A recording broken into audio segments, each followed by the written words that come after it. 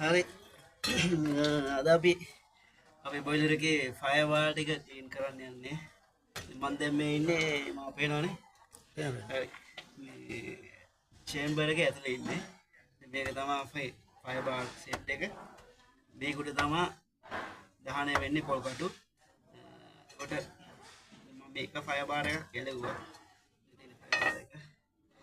ඒකේ දැන් යටින් FD ෆෑන් එක උලන් එද්දි ඒ වාට පේන ඇති මේ පැත්තෙන් එන දානවායුව මේ පැත්තට තමයි විසික් කරන්නේ. එක පැත්තකට මේ උලන් එන්න විදියට තමයි මේක හදලා තියෙන්නේ ෆයර් බාර්. මේ වගේ ෆයර් බාර් 60ක් තියෙනවා මේ සෙට් එකේ. 60 කියන්නේ 4යි. ඔකට 240ක් තියෙනවා මේ අපේ බෝයිලර් එකේ ෆයර් බාර්. මේ තමයි ෆයරින් බ්‍රේඩ් එක.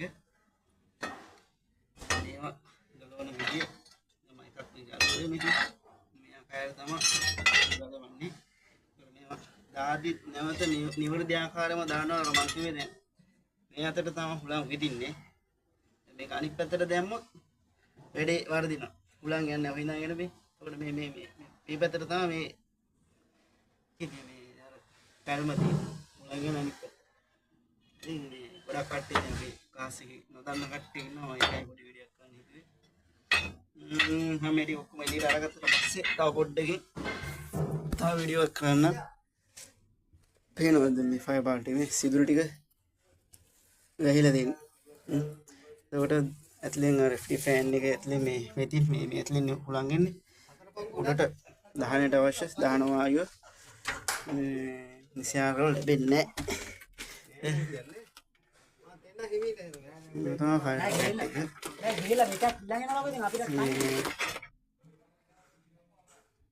මගේ මේ සූච කීකරු ගෝලයා අත දෙනෙක් ඉන්නවද? තුන් දෙනෙක් ඉන්නවා මේ. ඒ ගෝලේ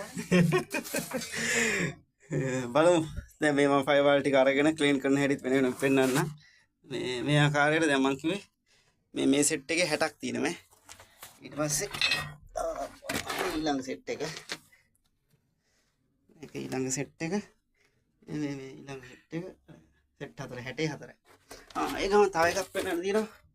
මේ තියෙන්නේ මේ මෙතෙන් තමයි පොල් කටු වැටෙන්නේ දහන කුටියේ තුලට. හරිද? මම අර එදා වීඩියෝ එකක් දැම්මා මේ පොල් කටු එන බටේ. මොකක්ද ඒකට කියන ෆීඩින් පයිප් කියලා කියන්නේ. ඒතකොට මේකකින් තමයි දහන කුටියට තුල වැටෙන්නේ. ඒතකොට මේ පුනීලාකාර හැඩයක මේ එකක් තියෙන්නේ.